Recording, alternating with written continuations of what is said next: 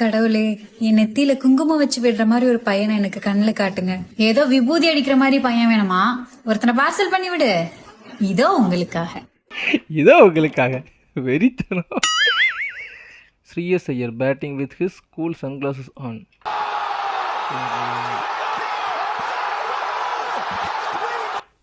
ஏழு பாலுக்கு 0 ரன்.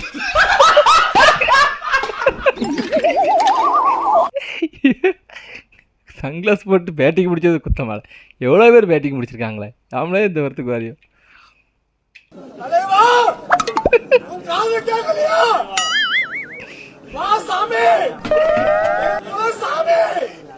ராஜாதி ராஜா எதுக்கு எதை கூட மேட்ச் பண்ணியிருக்காம சாமியா இருந்துச்சு.